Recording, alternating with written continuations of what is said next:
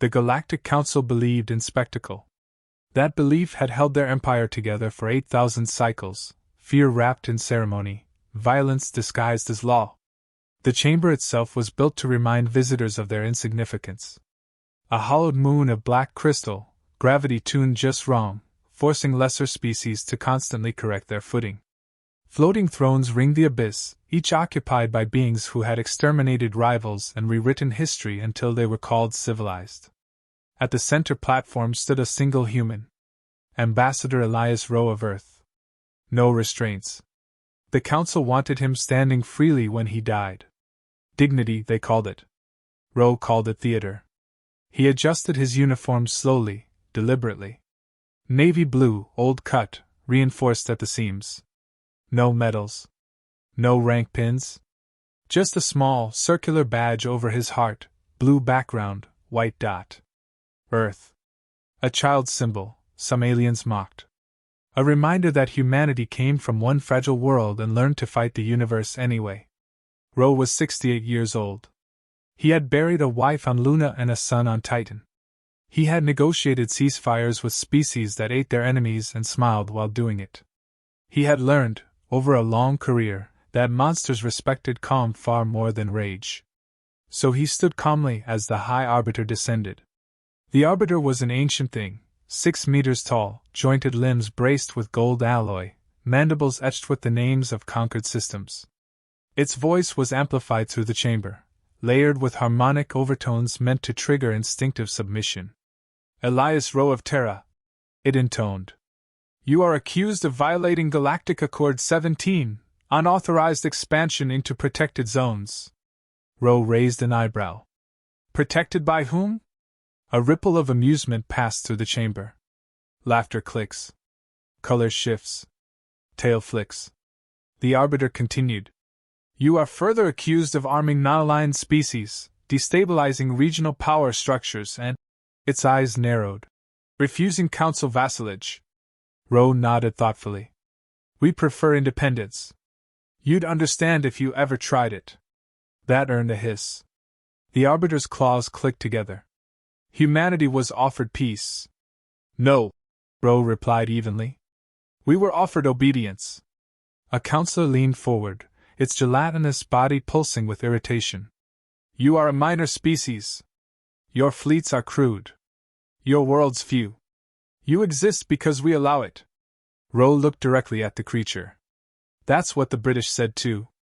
Silence followed, not because they understood the reference, but because his tone carried something old and dangerous. Not anger. Certainty. The Arbiter lifted a claw. The Council has voted. Punishment will be immediate. Your execution will be broadcast across known space. Rowe exhaled slowly. So that was it. No bargaining. No backroom delays. He'd suspected as much the moment Earth's relief convoy vanished in Council space. This wasn't justice. It was a warning, to humanity and to anyone watching. The execution frame rose from beneath the platform, black metal unfolding like a mechanical gallows. Energy filaments crackled softly, tuned to crush without severing. Slow. Public. Rowe glanced at the hovering recorder drone. He knew Earth would be watching. Colonies too. Mining stations. Schoolrooms. He straightened his shoulders. You know, he said conversationally, there's something you should understand about humans. The Arbiter gestured impatiently. Your last words will be brief. Rowe smiled. It wasn't warm. You think we're violent because we enjoy it. He continued. Truth is, we're violent because we remember. The frame locked around his neck. Counselors leaned forward. This was the moment they savored, the instant when defiance broke into pleading. Rowe didn't plead. When you burn one of our cities, he said, voice tightening slightly as the field engaged, we remember the names. When you kill our children, we remember the faces. The Arbiter signaled the executioner. And when you hang one of us, Rowe finished, we remember forever. The energy field constricted. Pain flared, white-hot, surgical. His vision narrowed. He tasted copper.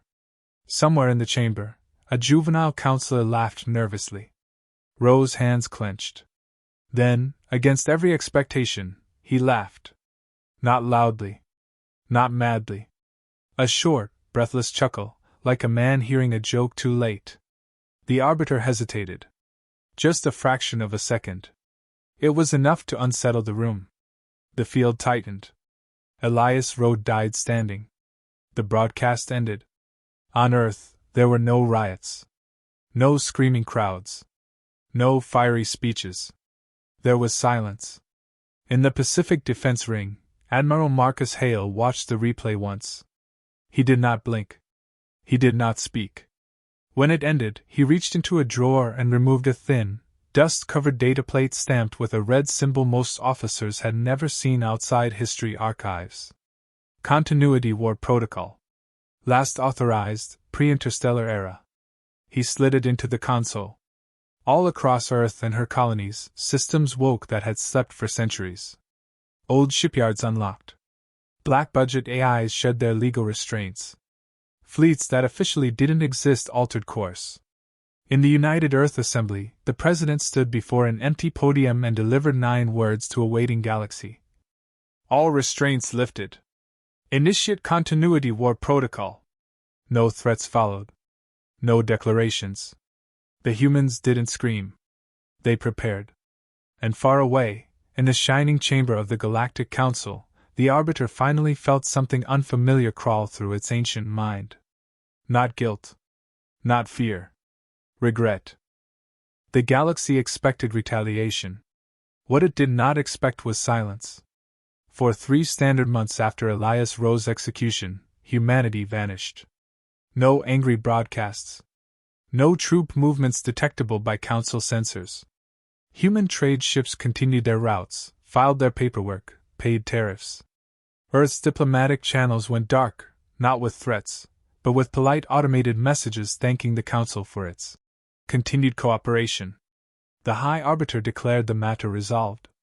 That was the second mistake. The first human strike did not fire a single shot. It erased ownership. Across Council space, ancient interstellar registries began to fail. Not crash, contradict. Planetary deeds suddenly listed conflicting authorities. Starlane toll contracts rewrote themselves mid-transaction. Insurance AIs, older than some civilizations, looped endlessly, unable to verify risk models. A mining world in the Vesk Reach woke to discover it legally belonged to 6 corporations, 3 governments, and 1 human shell company registered to a post office box on Luna. Trade froze. When Council investigators traced the anomaly, they found no malware. No signatures.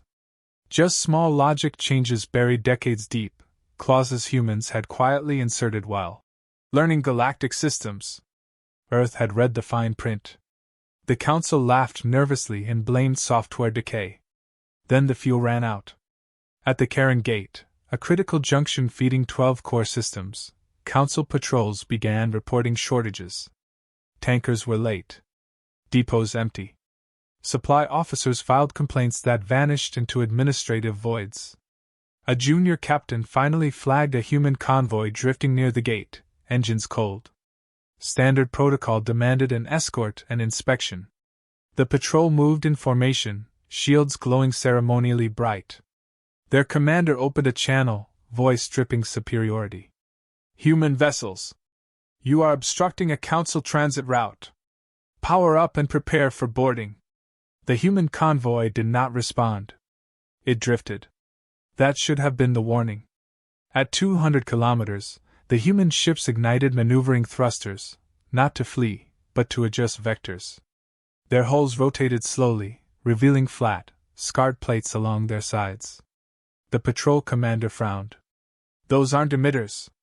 "No. They were railgun housings." The first volley struck before the commander finished his sentence. Tungsten slugs, no energy signature, no warning, punched through Council shields tuned for plasma and particle beams. 1 patrol cruiser folded inward as if struck by an angry god wielding a hammer. Alarm screamed. The humans opened a channel. A calm, unhurried male voice spoke. "Karen Gate is now closed for maintenance. Please adjust your routes. Boarding torpedoes followed the message. Human Marines poured through ruptured hulls wearing mismatched armor painted in dull grays and reds. No heraldry. No insignia beyond a small blue circle on their shoulders. Earth. A council officer tried to surrender. He dropped his weapon and raised all four hands. A Marine stepped over him, muttering, "Logistics only," and planted charges on the engine core. The gate burned for 6 hours. When it was over, the convoy powered up and left, taking nothing, claiming nothing. Just breaking the spine of interstellar movement. That was when the Council realized the humans were not fighting a war. They were denying peace. By the end of the first year, Council fleets were still intact, but useless. Every engagement followed the same pattern. Humans avoided decisive battles. They struck supply lines, shipyards, data relays. Repairs took months. Fuel convoys vanished. Replacement crews defected after receiving quiet messages offering asylum and generous pensions. Human psychological warfare was subtle and cruel. Every system they sabotaged received the same transmission afterward, a short clip of Elias Rowe's execution, followed by a single line of text. This system remembers. Council propaganda declared humanity terrorists. Humanity responded by opening their archives. They released footage, old, grainy recordings of Council fleets glassing human colonies during containment actions, refugee camps, burned cities, a child holding a melted toy beneath an alien sky. Then they stopped releasing footage.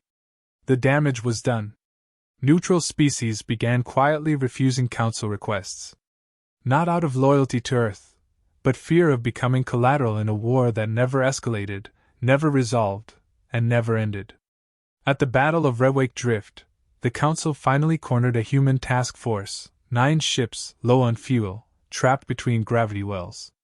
The Council Admiral broadcast triumphantly, "You are surrounded. Surrender and Earth may yet survive." A reply came immediately. Female voice. Older. Amused.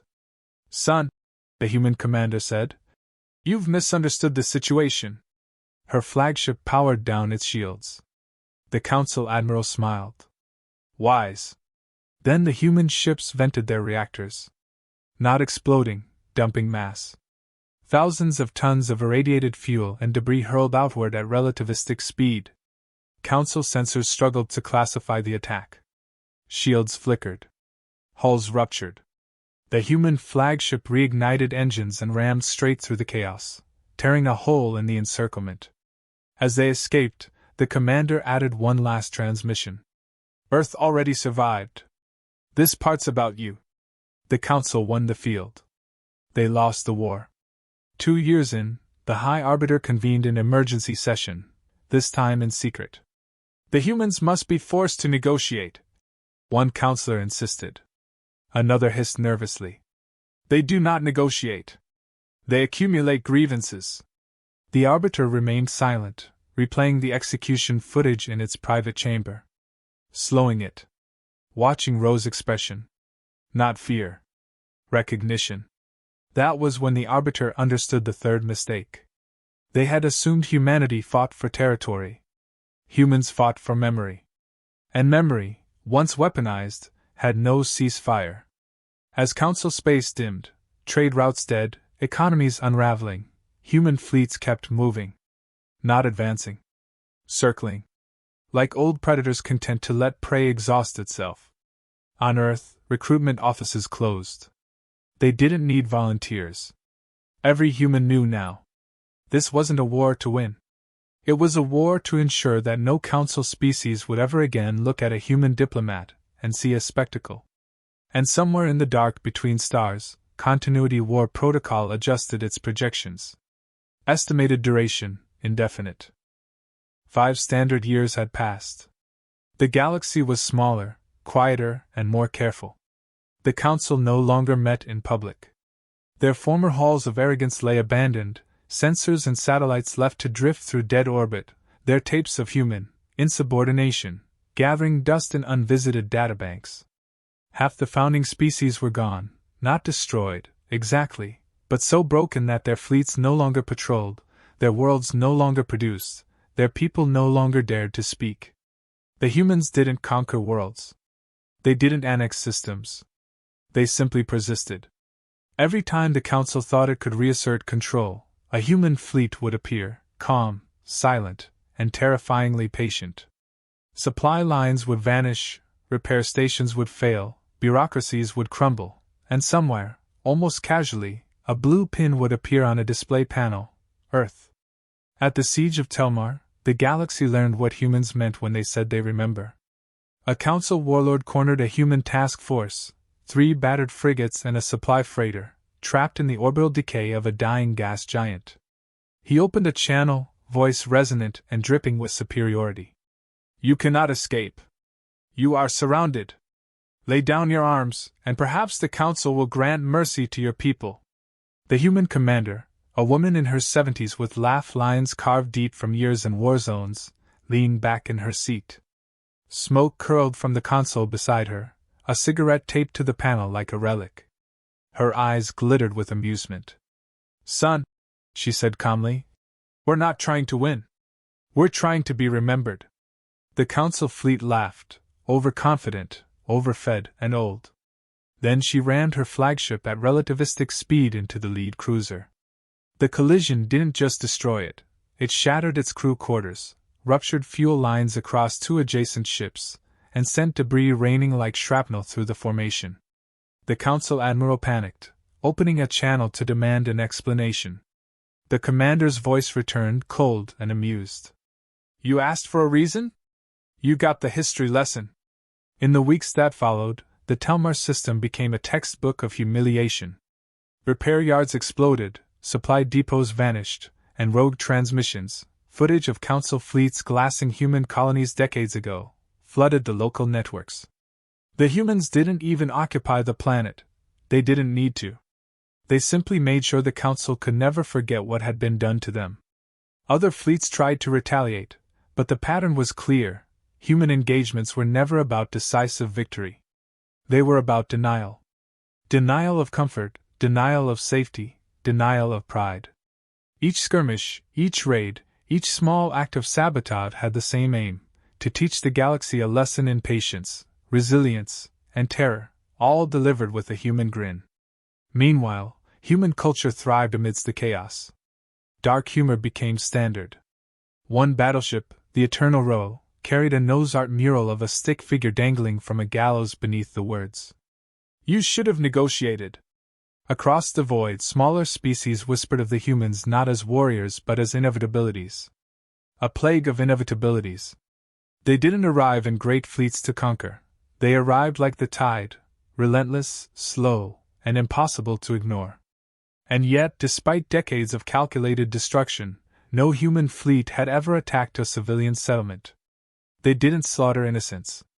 They didn't glass worlds.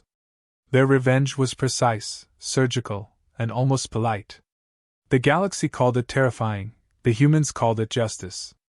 At the 5-year mark, the High Arbiter, isolated in a private chamber with no audience, replayed Roe's execution for the 100th time. The human laughter at the end of the broadcast, soft, deliberate, and unbroken by fear, still sent a shiver down its ancient spines. Not guilt. Not fear. Regret. The Arbiter realized then that the humans had weaponized memory. They were not chasing conquest or glory, they were building an empire of inevitability. Every action, every skirmish, every slow-motion destruction of Council logistics was a message. Hang a human diplomat, and the humans would ensure that every system, every fleet, every officer who had looked upon the execution would never forget. And if memory could be weaponized, the galaxy's arrogance was about to pay the price. The humans weren't just survivors. They were historians of pain. And the galaxy had just been assigned homework it would never finish. Decades passed. The galaxy was quieter, smaller, and more careful, but not peaceful. The Galactic Council no longer existed in any meaningful way. Its ancient halls of power were abandoned, orbiting empty planets like tombstones to arrogance. Its fleets, once the pride of countless civilizations, were hollowed shells of what they had been. Species that had once commanded star lanes now hid in the shadows, unwilling to risk a glance toward a human-controlled sector. Trade routes were recharted around human patrol zones, and private mercenaries avoided council contracts like plague. And humanity? Humanity persisted. They never declared victory, never demanded tribute, never raised a flag over conquered worlds. They simply remained, reminding the galaxy what happened when one of their own was hanged. The execution chamber on the Arbiter's homeworld still stood. Preserved, untouched, and ironically revered by humans as a museum of cosmic justice. Visitors, what remained of alien diplomats and historians, were led past the gravitic platform where Elias Rowe had died. The placard beneath read, "Here the galaxy learned that humans do not forgive executions. They outlive them." On Mars, in a quiet park built atop a re-engineered research station, an old veteran of countless campaigns leaned back against a bench. His face was lined with scars, his uniform patched, and his eyes carried the weight of decades. His grandson, a boy of 12 with curiosity too big for his age, asked quietly, "Grandpa, why didn't humans just end the war? Why keep fighting if no one could win?" The veteran looked out at the orange sky, streaked with dust and the faint glow of orbital satellites. His voice was low, calm, carrying the weight of history. "Some lessons," he said slowly, "only stick when they hurt forever." Across the stars, human fleets still patrolled the void. They no longer hunted council officers, no longer sought conquest. Their presence alone, silent, persistent, unavoidable, was a warning. Every vessel, every repair station, every supply line carefully monitored was a signal. Underestimate a human, and the cost will echo across generations. In the archives of surviving species, stories circulated. Stories of small human strikes that toppled entire logistics chains, of Marines who boarded enemy vessels with nothing but courage and ingenuity, of the relentless patience of a species that could endure centuries for the sake of remembrance. Humans were no longer just another species, they were a principle. The moral of the galaxy's new reality was simple. Hang a human diplomat. Lose the galaxy. And so, as the stars twinkled cold and distant, humanity remembered. They remembered every insult, every slight, every unnecessary death. And the universe, for the first time in its long, arrogant history, learned to fear memory. Because some wars aren't fought for territory. They're fought for history itself. And humanity was undefeated. Hang a human diplomat. Lose a galaxy. The message was simple, eternal, and terrifyingly clear. The galaxy would never underestimate humans again. Ever.